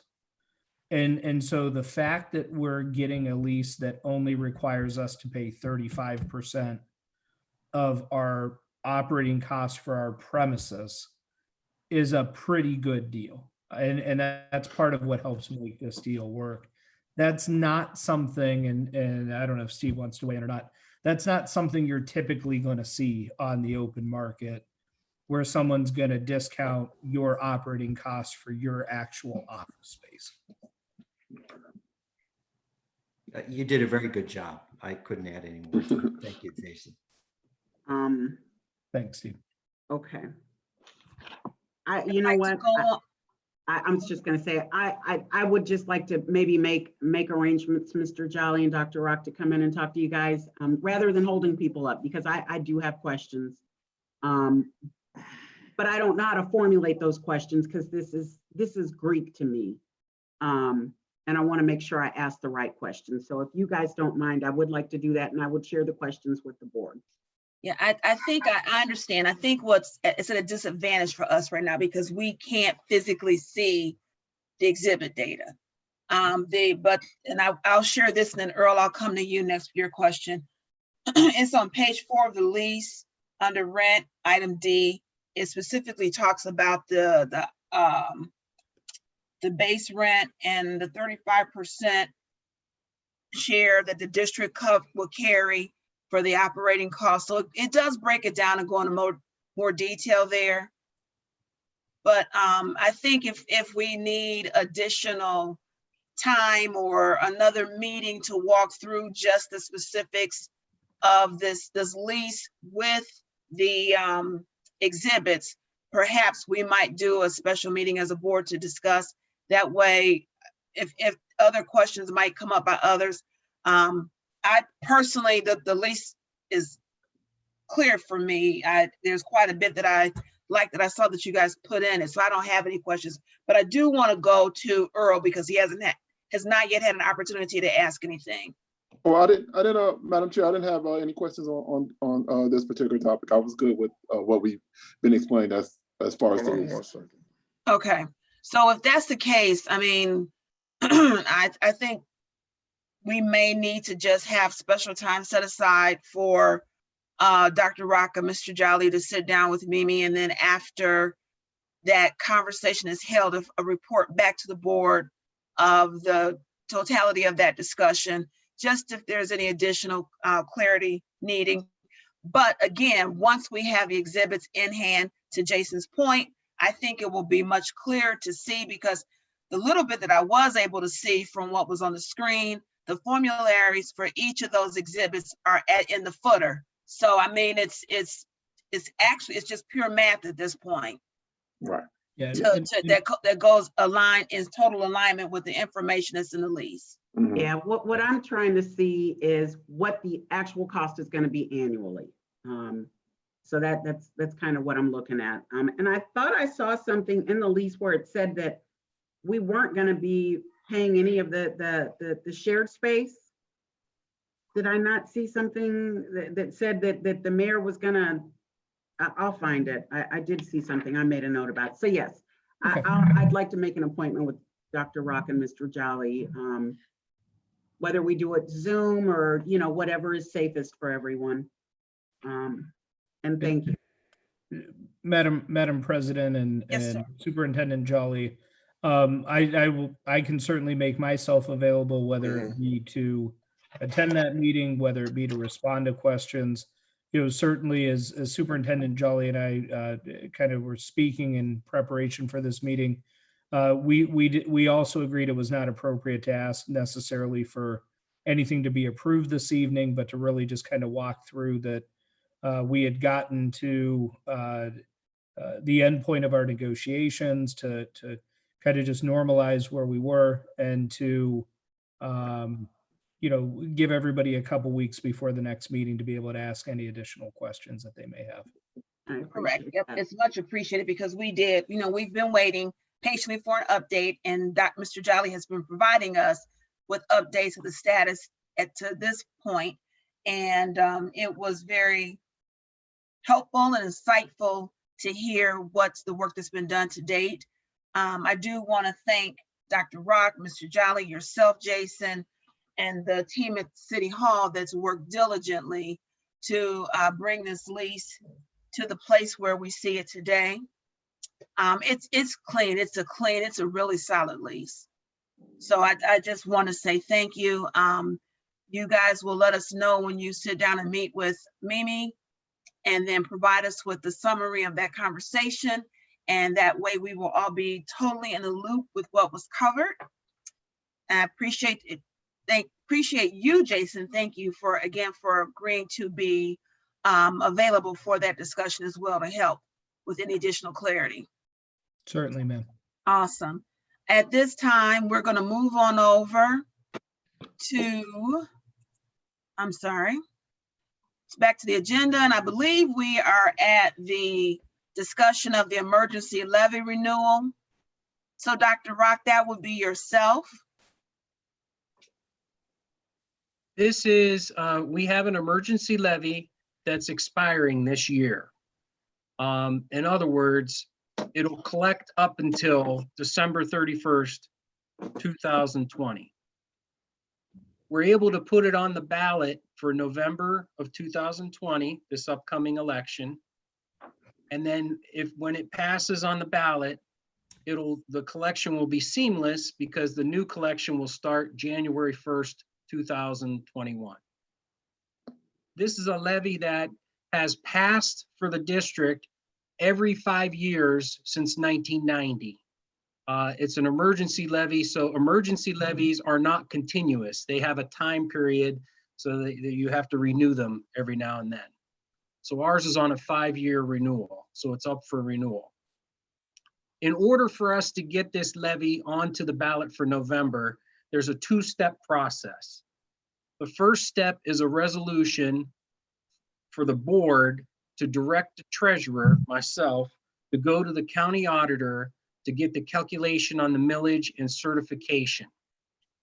And then the step 2 is I bring that certification back, and then there's a resolution for the board to direct me to bring it to the ballot for election. It's the same process we followed for our bond levy campaign, which was very successful. This is a renewal levy, so there is absolutely no increase in taxes to our taxpayers. But if the levy fails, the district will lose $1.85 million. So it's an important levy for us to renew, and this is the process to get it started. And I just wanted to give the resolution to the board just to look at, just to talk about, there's a vote, but I would like to recommend that we vote on May 20th to get the process started. We would certainly be early on the requirements of time for this, but I like to stay ahead of that. And then also the sooner that we get in motion, then Mr. Jolly and I could start communicating this to the public, and that starts our levy campaign. So, and we're excited to get that rolling. So that's why I wanted to bring it to the board at this time. I talked to Chris Williams from Peppel and Wagner, and he said that April, May is a good time that would be within the requirements to give us enough leeway. And then also in that, they want to add space in there, so then you can have May 20th could be step 1, and then the next board meeting could be the step 2. So you need time in between that anyway. So the sooner that we get this going, then we won't have to have any special board meetings in order to have it approved. Right. That concludes. So Dr. Rock, we will be adding that to the May 20th agenda for a vote on phase 1 of the resolution approval. So board, we do have all the documents. I would ask that we make sure that we review them in totality. They're pretty clear. If there are questions, please do reply to all, sharing your questions with the board as we typically do. And then Dr. Rock will respond to those questions as we need to. I do know that next on the agenda, unless Dr. Rock, you have something else you wanted to add about that? Okay. Next on the agenda, as we come into a close, is a discussion of dates for the summative discussions with Dr. Rock and Mr. Jolly, so that we can do their summative reviews. And I've spoken with both gentlemen to ask if we could, meet in the July-June timeframe as we shared at our last meeting. So all I wanted to do tonight was to find times that worked for all of our schedules so that we could go ahead and put those special meetings on the calendar today, giving both gentlemen ample time to prepare their documentation, excuse me, for those conversations.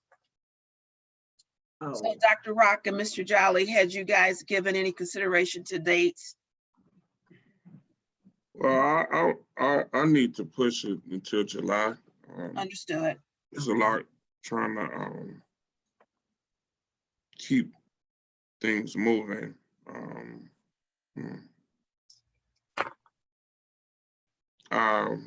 Anytime in July is So good. I just pulled up a July calendar. I'd like to stay away from the 4th of July week, if at all possible, the week of July 6th as well, simply because people tend to take vacation afterwards. So board, I'm not sure what your time looks like the week of July 13th, 20th, or 27th. As a reminder, we will be in our retreat the 24th and 25th of July. I would like later July would be better also for me, because we have the year-end close, and that's very busy for me in June and even into the first few weeks of July. Okay, so if we could look at the weeks of July 20th and 27th. How about that week that follows? How about that next week that follows the retreat? Well, That's into August. that's pushing it. I really would like if we could get the week of the 20th. No, it doesn't matter. The world isn't going to be open again by then anyway. So any day is the same as the one before and the one after. Understood, but we're looking at contracts as well. We've got to get things in before the end of their contract. Madam Chair, we're looking at 2 separate dates for both of Superintendent Jolly and Treasurer Dr. Rock. So we're gonna need 2 dates in July. Yes. I'm Maybe- fine, Madam Chair, with that whole week of July 20th through the 24th. Okay. God Mimi, bless you. bless whoever I sneezed. honestly don't know. I don't know. So you guys pick a date and I'm gonna say it's good for me, but if things open up, I'm on a plane to Texas. So I'm just, I don't know. I don't know. So you're saying that you don't know? I really don't know, but I think I don't know. Right, So if I Understood. were to guess, yeah. Miss Barbara, would the week of July 20th be okay with you? And it would actually just be the 20th, 21st, 22nd, or the 23rd, because again, the 24th, we are in our retreat. Okay, any of those days are fine with me. Okay, Madam So- Chair, 21st, or I'm sorry. I'm sorry. Barbara, you were saying something? I said, any of those days are good for me. Okay. So if you prefer the 21st or the 22nd, that's okay. Well, the 22nd is yeah. actually a school board meeting, so we're limited. It's the 20th, 21st, or I just poked it on my phone, or the 23rd. Okay, the So- 23rd. The 23rd would be fine. And Mr. that's what I was Jolly, gonna say. I'm sorry if I talked at once. Ray, what did you say? I'm No, fine, just, whatever. I mean, just 2 days. I was telling Barbara, you gotta pick 2 days. Right, I understand. I'm just trying to, we've nailed down a week. We got to get down to the days now.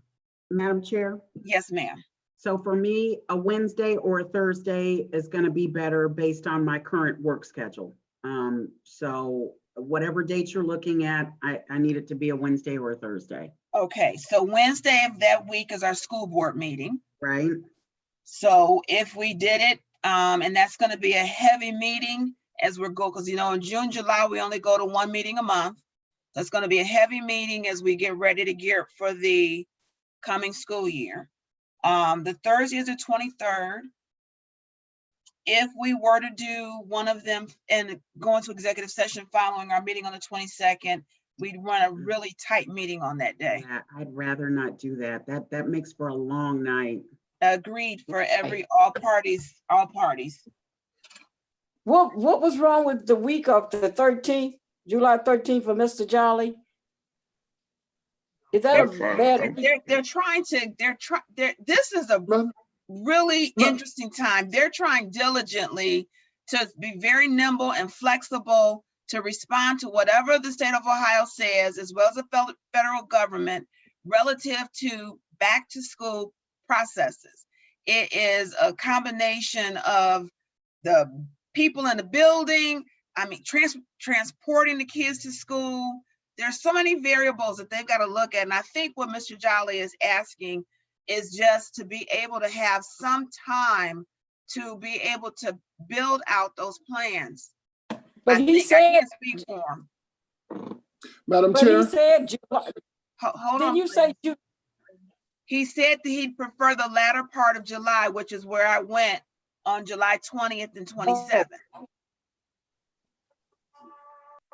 Mimi, So what I was gonna say is this, it's, I know you said something about contracts, but their contracts aren't up this year. So do we have to do it in July? Why can't we do it in August and give them the time that they need to get the school year going? we I mean, have just a some thought. other things we've got to look at that are contract based. Could you say what other things you're referring I'll to? just be very generic right now, vacation time. Madam Chair, can I make a suggestion? How about you just pick 2 days and we make them work? You pick days in that week of the 20th and we just make it work. As long as it's a Wednesday or Thursday for me, I unless you're don't gonna think do Wednesday, 6:30. I think we're gonna have to pick a day other than a Wednesday within that week in order to have our meeting and then 2 other days to do it.